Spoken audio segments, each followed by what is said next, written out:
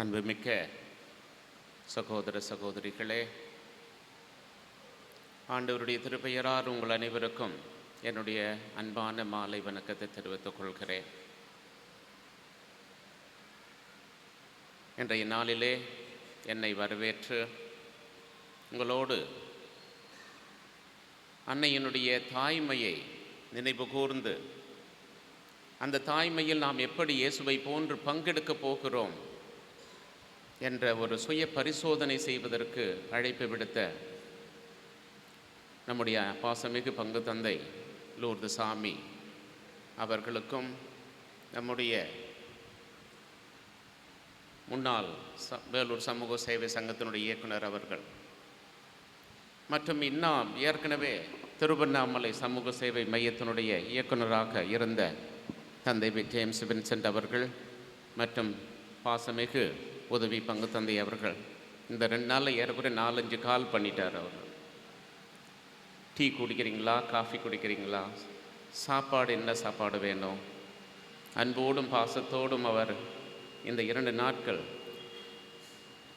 கூட்டாதீங்க, sound அதிகமாக இருக்குது. எனவே நம்முடைய அனைத்து பங்கு தந்தையர்களுக்கும் என்னுடைய அன்பான நன்றியை தெரிவித்துக் கொள்ளுகிறேன். 3:30 மணி வரை ஆஃபீஸில் இருந்தோம். 2 நாட்களாக இந்த தலைப்பை எடுத்து பார்ப்போம். ஆனால் ஒரு நேரமும்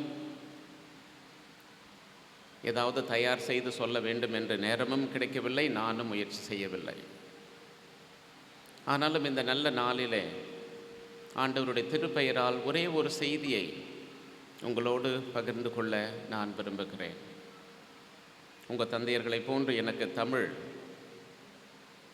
அல்லது கொஞ்சம் குறைவாகத்தான் இருக்கும். என் அன்போடு பொறுத்துக்கொள்ள உங்களை கேட்டுக்கொள்ளுகிறேன்.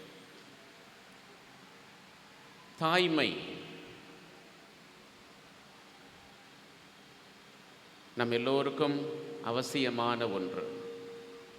தாய்மை என்பது ஏதோ பெண்களுக்குத்தான் இருக்கிறது என்று நம்மிலே பலர் நினைக்கிறோம். தாய்மை ஒவ்வொரு மனிதனுக்குள்ளும் இருக்கின்ற ஒரு இறைமை. நாம் எல்லோரும் நம்பி விசுவசிக்கிறோம். கடவுளை போன்று நாம் ஒவ்வொருவரும் இறைத்தன்மையும் மனிதத்தன்மையும் கொண்டு இருக்கிறோம். அந்த இறைத்தன்மையினுடைய மறுபெயர்தான் தாய்மை. குறிப்பாக தாய்மார்கள் அனைவரும் பேறு பெற்றவர்கள். இந்த தாய்மையினுடைய உச்சத்திலே நீங்கள் நின்று இந்த மனித குலத்தை புனிதப்படுத்தி கொண்டிருக்கிறீர்கள் ஒவ்வொரு நாளும்.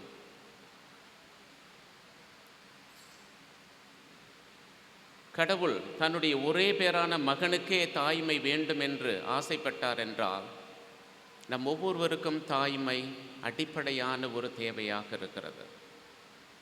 தாய்மையிலே நாம் நம்மை பக்குவப்படுத்தி கொள்ள வேண்டிய அவசியம் இன்றைய காலகட்டத்திலே இருக்கிறது.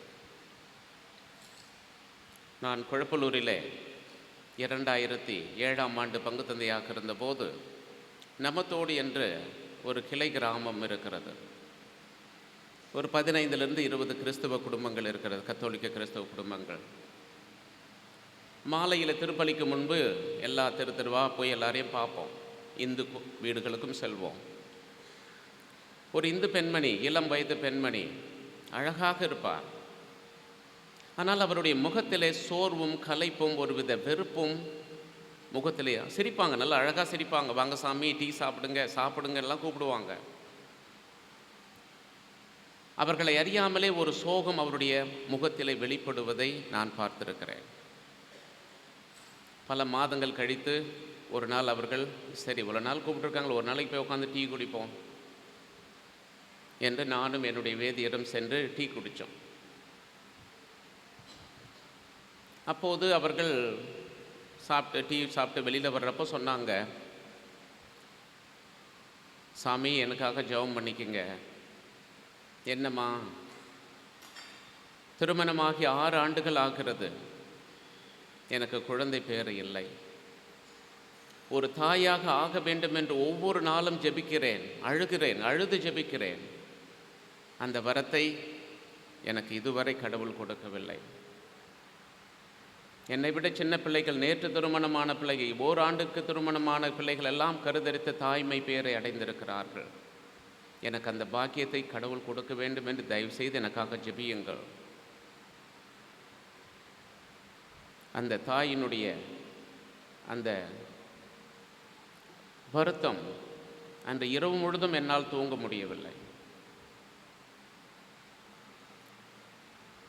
ஆனால் ஒரு 2-3 ஆண்டுகளுக்கு பிறகு அவர் கருவுற்று குழந்தை பெற்று அந்த குழந்தையோடு வந்து அவர் சொன்னது இதுதான்: சாமி, எனக்காக ஜெபித்ததற்கு ரொம்ப நன்றி. இப்பொழுது தான் என்னுடைய வாழ்க்கையிலே நான் மகிழ்ச்சியாக இருக்கிறேன். இப்பொழுது கூட கடவுள் என்னை ஏற்றுக்கொண்டால் ஏற்றுக்கொள்ளட்டும். ஏனென்றால் ஒரு குழந்தைக்கு தாயாக நான் மாறியிருக்கிறேன். ஒரு குழந்தை என்னுடைய தாய்மையிலிருந்து இந்த உலகத்திற்கு வெளிவந்திருக்கிறது. அந்த மகிழ்ச்சி போதும் எனக்கு என்று சொன்னார்கள். எனவே அன்புக்குரியவர்களே, இந்த ஒரு தாய்மையை தான் கடவுள் தன் மகனுக்கு கொடுக்க வேண்டும் என்று ஆசைப்பட்டார். தந்தை அவர்கள் தன்னுடைய முன்னுரையிலே அன்னை மரியாவுக்கு திருச்சபை வைத்திருக்கின்ற 3 விசுவாச கோட்பாடுகளை கோடிட்டு காட்டினார். இவைகளெல்லாம் கோட்பாடுகள். அன்னைக்கு நாம் வழக்கம் செலுத்துவதற்காக வரையறுக்கப்பட்டவர்கள். ஆனால் இந்த கோட்பாடுகளுடைய ஆழம் என்பது அன்னையினுடைய ஆன்மீகத்தை, குறிப்பாக அன்னையினுடைய தாய்மையை நாம் ஒவ்வொரு நாளும் அனுபவிக்க வேண்டும். ஒவ்வொரு நாளும் அவர் இறைமகன் தானே, அவருக்கு எது தாய், அவருக்கு எதற்காக தாய்மை, யாருக்காக ஒரு தாய் வேண்டும் என்று பிரிந்த சபை சகோதரர்கள் இன்றும் கேள்வி கேட்கிறார்கள். ஒரு விதத்தில் அவர்களுக்கு நியாயமான பகுதிகளை எல்லாம் மறைநூலிலிருந்து தருகிறாள். இருந்தாலும் கூட கடவுள் தனது தாய்க்கு, தனது மகனுக்கு தாய்மை அவசியம் என்பதை உணர்ந்தார். ஒரு குடும்பம் அவசியம் என்று உணர்ந்தார். எனவேதான் ஒரு குடும்பம் இல்லாமல், ஒரு தாய் தந்தை இல்லாமலே தன்னுடைய மகனை இந்த உலகத்திற்கு அவர் கொண்டு வந்திருக்க முடியும். ஆனாலும் அவர் தாய்மை வேண்டும் என்ற ஒரு நோக்கத்திற்காக தாயினுடைய அரவணைப்பிலேயே இயேசு வளர்வதை நற்செய்தியினுடைய அனைத்து நூல்களிலும் 4 நற்செய்திகளிலும் நீங்கள் பார்க்க முடியும். எனவே அன்புக்குரியவர்களே, நான் சொல்ல விரும்பிய ஒரே ஒரு செய்தி இதுதான்: கடவுளுடைய மகனுக்கே தாய்மை தேவைப்பட்டதென்றால் நாம் எல்லோரும் யார்? நாம் எம்மாத்திரம்? எந்த அளவுக்கு நம்முடைய தாய்மார்களுடைய அன்பிலே நாம் நனைந்து அவருடைய அன்பிலே நாம் வளர்கிறோம். இன்றைக்கி ஏதோ மாதாவுக்கு தேர் எடுத்து மாதாவுக்கு பாட்டு பாடி நடந்து வேளாங்கண்ணிக்கு போய் இவைகளெல்லாம் பக்தி முயற்சிகள். இதைவிட மிகவும் முக்கியமானது, நமது குடும்பங்களில் இருக்கின்ற தாய்மார்களை நாம் எப்படி மதிக்கிறோம்? அவர்களுடைய தாய்மையில் இருக்கின்ற இறைமையை நாம் எப்படி உய்த்துணர்கிறோம்? அன்னை மரியாவையும் இயேசுவையும் நமது தாய்மார்களுடைய அன்பிலும் அரவணைப்பிலும் நான் பார்க்க பழகினால் மட்டும்தான் இந்த அன்னைக்கு நாம் எடுக்கின்ற அனைத்து பக்தி முயற்சிகளிலும் பொருள் உள்ளதாக இருக்கும், அருளை தரக்கூடியதாக இருக்கும். இந்த உலகத்தில் வெற்றி பெற்ற மிகப்பெரிய மனிதர்களை எல்லாம் எடுத்து பாருங்கள். காந்தியடிகள், Abraham Lincoln, Albert Einstein, Thomas Alva Edison, இன்னும் நிறைய பேர். இவர்கள் எல்லோரும் மிகப்பெரிய மகான்களாக வந்தது அவர்களுடைய தாய்மையில், அவர்களுடைய தாய்மாருடைய தாய்மையிலே அவர்கள் வளர்ந்தது தான். எனவே அன்புக்குரியவர்களே, இப்படிப்பட்ட ஒரு நவீன காலத்திலும் திருச்சபை மிக தைரியமாக தன்னம்பிக்கையோடு நடப்பதற்கு காரணம் அன்னையினுடைய தாய்மை. இயேசு சிலுவை மரத்தில் ஏறி இந்த மனித குலத்திற்கு மீட்பை கொண்டு வருவதற்கு உந்து சக்தியாக இருந்தது அன்னையினுடைய தாய்மை தான். எனவே தான் நாம் அவருடைய தாய்மையை கொண்டாடுகிறோம். ஒவ்வொரு ஆண்டும் திருச்சபை புதிய ஆண்டை தாய்மையினுடைய வழிகாட்டுதலே நம்மை தொடங்க அழைக்கிறது. எனவே அன்புக்குரியவர்களே, நிறைய இந்த பகுதியிலே சொல்லலாம். நம்மை சுய பரிசோதனை செய்வோம். நம்முடைய தாய்மார்களை நாம் உண்மையிலேயே நமது இல்லங்களில் மதிக்கிறோமா? நமது குடும்பங்களில் இருக்கின்ற பெண்களின் தாய்மையை நாம் போற்றுகிறோமா? அப்படி செய்தால் மட்டும்தான் அன்னையினுடைய தாய்மையை நாம் ஏற்றுக்கொள்கிறோம், மதிக்கிறோம். அந்த தாய்மை வழியாக இயேசுவினுடைய இறைமையை நாம் பெற்றுக்கொள்ள நாம் முயற்சி செய்கிறோம் என்று பொருள். வெறும் பக்தி முயற்சிகளோடு நிறுத்திவிட்டு நமது குடும்பங்களில் இருக்கின்ற தாய்மார்களை நாம் மதிக்கவில்லை, நம்மோடு பணி செய்கின்ற பெண்களுடைய தாய்மையை போற்றவில்லை என்றால் நாம் செய்கின்ற அனைத்து முயற்சிகளிலும் போலித்தனமானது என்றுதான் நான் நினைக்கிறேன். எனவே அன்புக்குரியவர்களே, நமது குடும்பங்களில் இருக்கின்ற தாய்மார்களை அன்பு செய்வோம், குறைநெறிகளோடு ஏற்றுக்கொள்வோம். அவருடைய தாய்மையிலிருந்து நாம் பெற்றுக்கொண்ட அனைத்து உபகாரங்களுக்கும் நாம் நன்றியுள்ளவர்களாக இருப்போம். நம்மோடு வேலை செய்கின்ற அனைத்து பெண்மணிகளுடைய மாண்பை போற்றுவோம். அப்படி செய்வதுதான் நாம் அன்னையுடைய தாய்மைக்கு நாம் எடுக்கின்ற இந்த திருவிழா பொருளுள்ளதாக, அருளை தரக்கூடியதாக இருக்கும். எனவே அத்தகைய ஒரு சிறப்பான முயற்சியை செய்து கொண்டிருக்கும் உங்கள் அனைவருக்கும் என்னுடைய அன்பான வாழ்த்துக்களை தெரிவித்துக் கொள்ளுகிறேன். இந்த பங்கு உண்மையிலே இன்று நான் வேறொரு ஒரு குருவை அனுப்ப வேண்டும் என்று முடிவு செய்தேன்.